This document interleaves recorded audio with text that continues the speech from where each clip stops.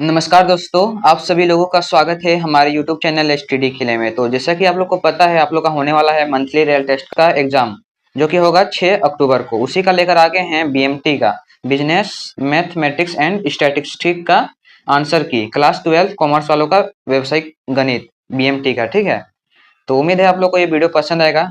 अगर वीडियो पसंद आएगा तो वीडियो को लाइक करके अपने दोस्तों के पास जरूर शेयर कर लीजिएगा। ये वीडियो रहेगा जनरल स्कूल वालों का, ठीक है, सीएमएसओ स्कूल का नहीं है।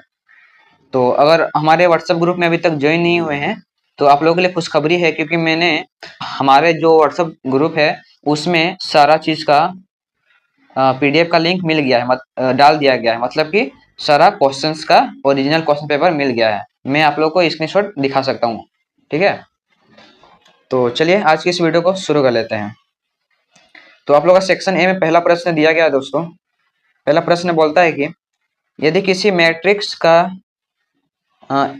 यदि किसी मैट्रिक का ए का ऑर्डर 3 गुना 2 है तो इसमें कितने तत्व हैं। 3 गुना 2 का मतलब होता है दोस्तों, मैट्रिक्स में 3 मतलब होता है 3 गो रो है, 3 गो पंक्ति है, 3 गो रो है, और 2 का मतलब यहाँ पे है कॉलम। ठीक है, यहाँ पे 3 मतलब 3 इंटू 2 है ना, 3 का मतलब होता है रो, और 2 का मतलब होता है 2 गो कॉलम है। मतलब हम इसका मतलब है कि 3 गो रो है, मतलब कि एक कोमा नहीं लगता है, 1 2 3, 3 गो रो है, ठीक है, 4 5, सॉरी गलती हो गया, एक चीज गलती हो गया, इसमें 2 गो कॉलम है और 3 गो रो है। तो 2 3 4 5 6 ऐसा होगा, ठीक है। ये ए बराबर है एक, मतलब कि 3 गुना 2 मतलब ऐसा हो सकता है, ठीक है। मान इसमें बोल रहा है कि 3 गुना 2 है, तो 3 गो रो है, 1 गो रो 2 गो रो 3 गो रो, इसमें 2 कॉलम है, 2 कॉलम देखिए यहाँ पे है ना। उसी को बोल रहा है कि इसमें कितने तत्व होंगे। तो यहाँ पे पहला तत्व, दूसरा, तीसरा, चौथा, मतलब इसमें कुल 6 तत्व होंगे, ठीक है। अब अगर आप लोग को समझ में नहीं आ रहा है तो आप लोग कमेंट में बताइए, मैं फिर से बताऊंगा, ठीक है। तो चलिए अगला प्रश्न देख लेते हैं। अगला प्रश्न क्वेश्चन नंबर 2 क्या बोल रहा है कि केवल एक पंक्ति वाले मैट्रिक्स क्या कहलाते हैं। ऑप्शन नंबर ए है column matrix, option number B है row matrix, option number C है आइडेंटिटी मैट्रिक्स, और डी है नल मैट्रिक्स। तो इसका जो राइट आंसर हो जाएगा मैं आप लोगों को बताता हूँ कैसे। इसका आंसर हो जाएगा ऑप्शन नंबर बी। इसका राइट आंसर हो जाएगा option number B, row matrix. और वो कैसे होगा मैं आप लोग को बता। दोस्तों यहाँ पे आप लोग देख सकते हो कि किसको रो मैट्रिक्स बोलते हैं, किसको कॉलम मैट्रिक्स बोलते हैं। रो मैट्रिक्स उसको बोलते हैं जिसमें वो मैट्रिक्स जिसमें केवल एक पंक्ति हो, जिसमें एक रो हो।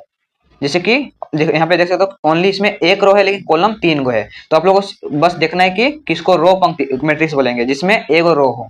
इसमें सिर्फ एक रो है, ठीक है। आगे बढ़ रहा है कि तथा एक से अधिक स्तंभ हो। जितना मतलब कि एक से अधिक स्तंभ हो इससे कोई फर्क नहीं पड़ता, बस एक पंक्ति होना चाहिए, एक रो होना चाहिए, ठीक है। इधर ऐसे जाने वाला एक रो होना चाहिए, उसी को बोलते हैं पंक्ति मैट्रिक्स या रो मैट्रिक्स, ठीक है। और दूसरा क्या है, कॉलम मैट्रिक्स, स्तंभ मैट्रिक्स। वो मैट्रिक्स जिसमें केवल एक स्तंभ हो, ठीक है, एक स्तंभ देख सकते हो ना, एक इसको क्या बोलते हैं, क्षैतिज या सॉरी ऊर्ध्वाधर इसको बोलते हैं, ठीक है। एक ही ऊर्ध्वाधर हो तथा एक से अधिक स्तंभ हो। यहाँ दोस्तों मिस प्रिंट हो गया है, इसमें एक से अधिक स्तंभ नहीं होगा, एक से अधिक पंक्ति होगा, ठीक है। कॉलम मैट्रिक्स उसको बोल देंगे जिसमें केवल एक ही स्तंभ हो लेकिन एक से अधिक पंक्ति हो, उसको स्तंभ मैट्रिक्स बोलेंगे, ठीक है। उम्मीद है आप लोग को समझ में आ रहा होगा। तो चलिए अगला प्रश्न देख लेते हैं। तो दोस्तों इसमें ये सेकेंड में बोला था कि केवल एक पंक्ति वाले मैट्रिक्स को क्या बोलेंगे, जिसमें एक ही रो है, इसको क्या बोलेंगे, रो मैट्रिक्स बोलेंगे, ठीक है। तो अगला प्रश्न है क्वेश्चन नंबर 3 दोस्तों। यदि एक 2 रो और 3 कॉलम वाला एक मैट्रिक्स है और बी 3 रो और 4 कॉलम वाला एक मैट्रिक्स है, तो इसका जो ए बी होगा, इसको ए बी मतलब कि ए गुना बी बराबर क्या होगा, ऑर्डर में, क्रम में क्या होगा।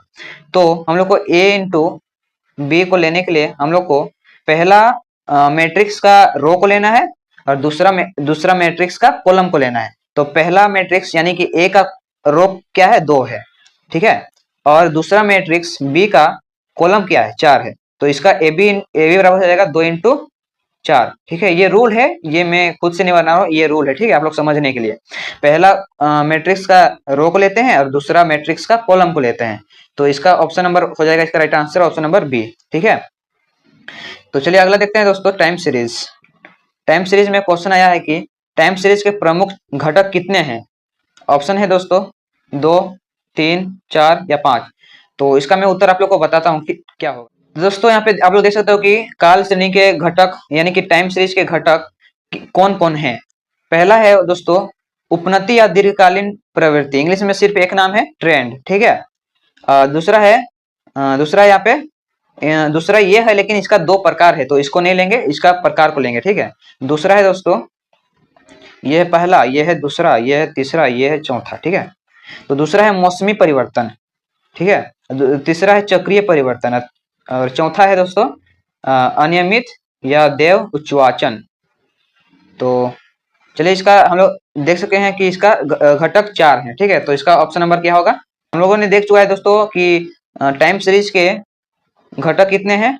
इसका राइट आंसर हो जाएगा ऑप्शन नंबर 4, 4 घटक है। ठीक है, चलिए अगला प्रश्न क्या बोल रहा है कि मौसमी उतार चढ़ाव का उदाहरण है व्यवहार त्योहारों में बिक्री बढ़ना, भूकंप, लंबे समय की वृद्धि या आर्थिक मंदी। तो इसका राइट आंसर हो जाएगा दोस्तों ऑप्शन नंबर ए, त्योहारों में बिक्री का बढ़ना। ठीक है, अगला प्रश्न क्या बोलता है कि ट्रेंड किसे कहते हैं। जो उपनति या दीर्घकालीन प्रवृत्ति है उसको क्या बोलते हैं, ट्रेंड को। लंबे समय की सामान्य वृद्धि या कमी, आकस्मिक के उतार चढ़ाव या मौसमी परिवर्तन या चक्रीय परिवर्तन। तो इसका राइट आंसर हो जाएगा ए। ठीक है, लंबे समय की सामान्य वृद्धि की कमी या वृद्धि या कमी। ठीक है, तो चलिए अगला सेक्शन बी का आंसर हम लोग देख लेंगे। ठीक है, पहला प्रश्न क्या बोल रहा है कि मैट्रिक्स को परिभाषित करें, डिफिनेशन, इसका डिफिनेशन ऑफ मैट्रिक्स बोल रहा है। ठीक है, नल मैट्रिक्स किसे कहते हैं और टाइम सीरीज के 4 प्रमुख घटकों के नाम लिखे। जो हम लोगों ने आपको ऑब्जेक्टिव क्वेश्चन बताया उसी को आप लोग को लिख देना है। ठीक है, और ट्रेंड किसे कहते हैं। तो चलिए इसका आंसर हम लोग देख लेते हैं सेक्शन बी का। दोस्तों क्वेश्चन नंबर 7 यानी कि मैट्रिक्स की परिभाषा लिखी है। तो इसमें मैट्रिक्स का परिभाषा है, मैट्रिक्स वास्तविक या सम्मिश्र संख्याओं का पंक्ति और स्तंभ में एक आयताकार सजावट है। यदि आयताकार सजावट में एम पंक्ति मतलब रो, ठीक है, रो मतलब ऐसा, कॉलम मतलब ऐसा, ये क्षैतिज है हॉरिजॉन्टल और ये है ऊर्ध्वाधर यानी कि वर्टिकल। ठीक है, तो रो किसको बोलते हैं, इसको बोलते हैं, कॉलम इसको बोलते हैं। ठीक है, तो अगला पढ़ते हैं, आगे का है पंक्ति और एन क्या है, कॉलम है। तो मैट्रिक्स को m इंटू एन मैट्रिक्स कहते हैं। संक्षेप में संख्याओं के समुच्चय को आयताकार रूप में व्यवस्थित करने के ढंग को ही मैट्रिक्स कहते हैं। ठीक है, तो इसका आप लोग लिख सकते हो कि संख्याओं के समुच्चय को आयताकार रूप में व्यवस्थित करने के ढंग को मैट्रिक्स कहते हैं। तो इसका उदाहरण हम यहाँ पे नीचे देख सकते हैं कि इसका उदाहरण भी है। ए मैट्रिक्स में आप लोग बताइए कि ए मैट्रिक्स का क्रम क्या है। तो अगर आप लोग को नहीं आएगा तो हम बता रहे हैं, अभी बता देते हैं कि ए मैट्रिक्स का रो कितना है और कॉलम कितना है। तो इसमें मैट्रिक्स ए में रो है वो है 2। ठीक है, पहला रो दूसरा रो और कॉलम पहला दूसरा तीसरा, तो 2 गुना 3 होगा। ठीक है, इसका क्रम ए का, वही हम तभी बोलना चाहते थे, आप लोगों ने नहीं समझा होगा। तो चलिए क्वेश्चन नंबर 8 को देख लेते हैं। क्वेश्चन नंबर 8 क्या बोल रहा है कि नल मैट्रिक्स किसे कहते हैं। तो इसका आंसर हम लोग देख लेते हैं कि शून्य या रिक्त मैट्रिक्स यानी कि जीरो मैट्रिक्स या नल मैट्रिक्स, वह मैट्रिक्स जिसका प्रत्येक अवयव शून्य हो। यहाँ पे बी का प्रत्येक अवयव शून्य है, देख सकते हो। ठीक है, शून्य मैट्रिक्स कहते हैं या फिर नल मैट्रिक्स, उसे ही नल मैट्रिक्स कहते हैं। इसका बी मैट्रिक्स का क्रम क्या है दोस्तों। इसमें 3 गो रो है, 3 गो कॉलम है, तो 3 गुना 3 इसका क्रम है। ठीक है, उम्मीद है आप लोग को समझ रहे होंगे ये वाला क्रम किसे कहते हैं वाला। क्वेश्चन नंबर 9 पढ़ते हैं। टाइम सीरीज के 4 प्रमुख घटकों के नाम लिखिए। ठीक है, तो प्रमुख 4 घटक वही है, ट्रेंड, शॉर्ट टर्म फ्लक्चुएशन, और इसका 2 प्रकार होता है, सीजनल वेरिएशन और साइक्लिक वेरिएशन, और चौथा है इरेगुलर फ्लक्चुएशन। तो इसका अंदर भी हम लोग लिख सकते हैं कि टाइम सीरीज के 4 प्रमुख घटक निम्नलिखित हैं।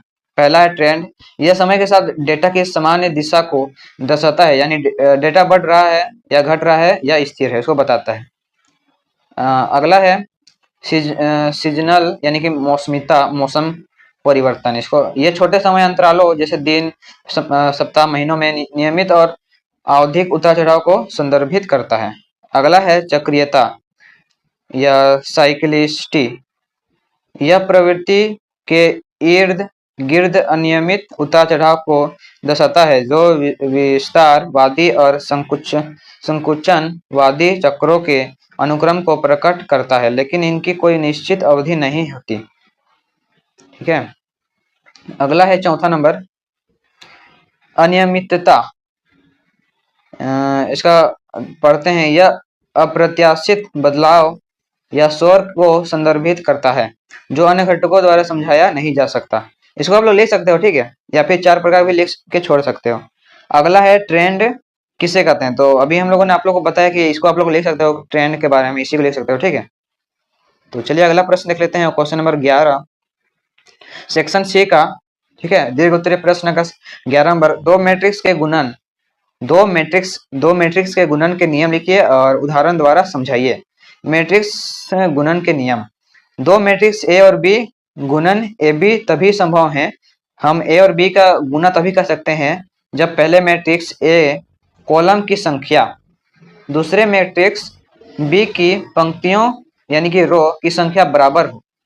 ठीक है, और अगला क्या बोल रहा है कि यदि ए एक m इंटू एन मैट्रिक्स है तो बी को n इंटू पी मैट्रिक्स होना चाहिए, तभी परिणामी मैट्रिक्स ए और बी का क्रम पहला मैट्रिक्स का रो दूसरा मैट्रिक्स का कॉलम को लेंगे। ठीक है, यहाँ पे एक एग्जांपल भी है। इसको अगला प्रश्न है 12 नंबर, मूविंग एवरेज मेथड की प्रक्रिया समझाइए तथा इसके लाभ और हानि लिखिए। तो इसका जो चल माध्य यानी कि वही मूविंग एवरेज मेथड से उसका जो निकालने का तरीका है उसको लिखने बोल रहा है, तो आप लोग यहाँ पे पढ़ के खुद से कर लेना। ठीक है, मैं यहाँ पे सारा चीज दे दिया हूँ।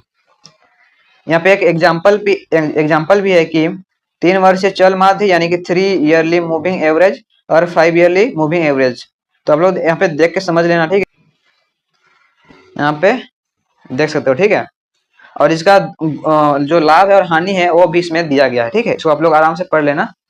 तो चलिए अगला वीडियो में मिलते हैं, तब तक के लिए बाय बाय।